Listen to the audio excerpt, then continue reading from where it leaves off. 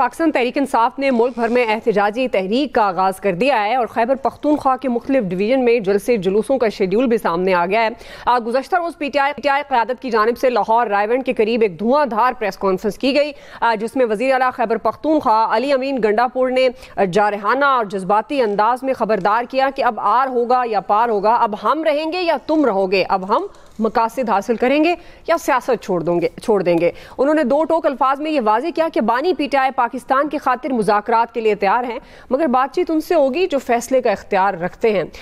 मगर party meeting में होने वाले फैसलों पर पीटीआई इख्तलाफात भी हुए जो खुलकर सामने आ गए। पंजाब की चीफ ऑर्गेनाइजर आलिया हमजा ने शुकूक व शुबात का इजहार करते हुए पार्टी की आदत पर सवालात की बौछार कर दी और पूछा कि बानी की रिहाई के लिए तहरीक कहाँ से और कैसे चलेगी, तहरीक का लाहेअमल क्या है और 5 अगस्त के मुकाबले में 90 दिन का प्लान कहाँ से आया है। अगर किसी की नज़र से ऐसा कोई प्लान गुजरा हो तो मेरी भी रहनुमाई कर दें। अली अमीन गंडापुर की प्रेस कॉन्फ्रेंस पर हुकूमती कैंप से भी शदीद रद्दअमल सामने आया। PMLN ने गंडापुर की आर या पार की धमकी को ड्रामा कहा और ये कहा कि 90 दिन की तहरीक का शोशा KP हुकूमत बचाने के लिए छोड़ा गया और अगर पीटीआई एस्टैब्लिशमेंट से मुज़ाकरात चाहती है तो पहले अपनी गलतियों का एतराफ़ करे और कानून के सामने सर है। आज के नाज़रीन इस प्रोग्राम में हम पाकिस्तान तहरीक इंसाफ से ही मुतल्लिक बात करेंगे। ख़ास तौर पर पहले हिस्से में हम बानी की रिहाई से मुतल्लिक सवाल उठा रहे हैं एक्सपर्ट्स के सामने में, और दूसरे हिस्से में प्रोग्राम के ये जो KP की तब्दीली की बात हो रही है तो अपोजिशन के लिए कितना बड़ा चैलेंज होगा, इस पर बात करेंगे।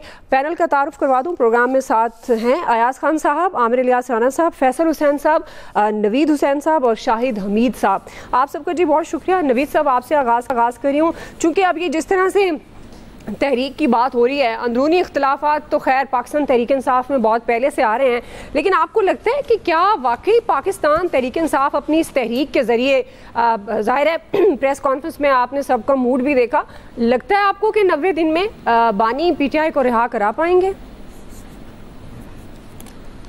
दुआ देखिए, मेरे ख्याल में ये जो अगर रिहा करा पाते तो पीटीआई मेरे ख्याल में बहुत पहले रिहा करा चुकी होती है इमरान खान साहब को।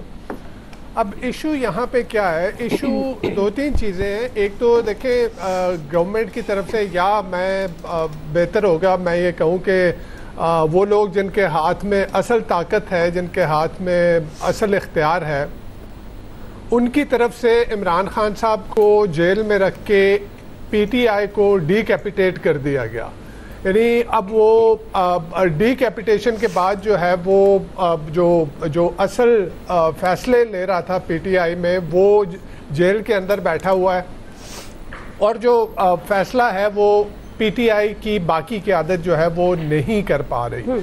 और दूसरी एक चीज़ जो इम्पोर्टेंट थी वो इमरान खान साहब की तरफ से कि इमरान खान साहब ने कभी ऑर्गेनिक अपनी पॉलिटिकल लीडरशिप में से, अपनी पॉलिटिकल पार्टी में से जो नज़रियाती वर्कर थे उनकी कोई एक सेकंड टियर लीडरशिप जो है वो नहीं बनाई। उसकी वजह से जब पार्टी को डीकैपिटेट किया गया, उनको जेल में डाला गया, तो अब कोई फैसला लेने वाला जो है वो सामने नहीं आता।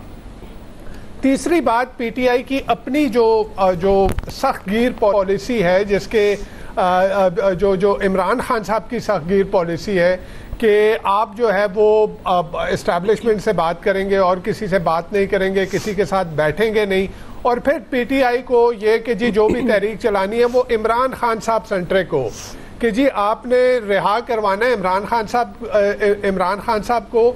तो ऐसे में देखें कि जो बाकी पॉलिटिकल पार्टीज हैं, जो अपोजिशन पार्टीज हैं, जी उनकी सिंपैथीज और उनकी सपोर्ट भी जो है वो पीटीआई गेन नहीं कर पाई। और इसी वजह से हम देखते हैं कि बारहा जितनी भी दफ़ा उन्होंने कोशिश की कि जी वो कोई इफेक्टिव मूवमेंट लॉन्च करें, वो लॉन्च नहीं कर पाए।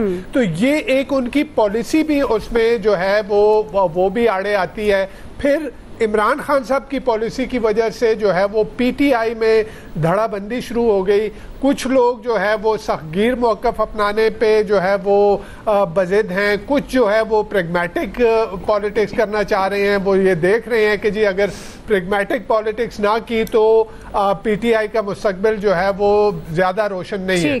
इसी वजह से देखें कि इमरान खान साहब ने जेल में ये कहा था कि जी वो आशूरा के बाद जो है वो मूवमेंट जेल से बैठ के चलाएंगे, और कल हमने देखा कि अली अमीन गंडापुर साहब जो है वो 90 दिन का जो है एक टाइम फ्रेम दे दिया। ये 90 दिन कहाँ से आए? और इसी वजह से यानी देखें फूट इस वजह से भी कि वो टोटल एक डिसअरे आपको लगता है कि पंजाब की जो चीफ ऑर्गेनाइजर हैं आलिया हमजा, जैसे आपने इंट्रो में भी जिक्र किया कि वो ना उस प्रेस कॉन्फ्रेंस में थी, ना उनको इस बात का इल्म था कि जी ये कब चेंज हुआ। ये प्लान इमरान खान साहब ने एक प्लान दिया था, इन्होंने दूसरा प्लान दिया।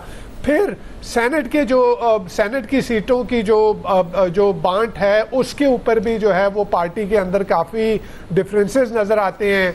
कुछ जो नजरियाती कारकुन थे जिनको ये कहा जा रहा था कि जी इनको टिकट मिलेंगे, उनको नहीं दिए गए, और कुछ ऐसे जो बिलियनर से वो सामने आए और उनको टिकट देने की बात हो रही है। तो इससे भी अंदर जो पार्टी के अंदर डिसअरे आया। अब एक चीज जो इम्पोर्टेंट है वो ये कि पीटीआई के पास और ऑप्शन क्या है। यानी ठीक है वो ये नहीं करा पाएंगे, वो इफेक्टिव मूवमेंट लॉन्च नहीं कर पाएंगे, लेकिन उनके पास ऑप्शन क्या है? आप अदालतों की तरफ गए, अदालतों में भी 26वीं तरमीम के बाद एक टोटल जो है वो एग्जेक्टिव का कंट्रोल आ गया। दूसरा आप कह रहे हैं कि जी बात करेंगे, बात आपको कहा जा रहा है कि जी घुटनों के बल चल के आए तो बात होगी, अदरवाइज जो है वो बात नहीं होगी। तो ऐसी सूरत हाल में पीटीआई के पास और ऑप्शन नहीं है कि वो प्रोटेस्ट के अलावा कुछ और करे, और प्रोटेस्ट करेगी। जो एक आखिरी बात कहता चलूं कि जो सबसे इम्पोर्टेंट इस मुल्क में ताकत का जो सरचश्मा है वो उनको सियासत में उनका रोल नहीं देख रहा, उनको राइट ऑफ करना चाह रहा है। तो मेरे ख्याल में इनके पास और कोई इसके अलावा ऑप्शन नहीं बचता कि वो सड़कों पे आए।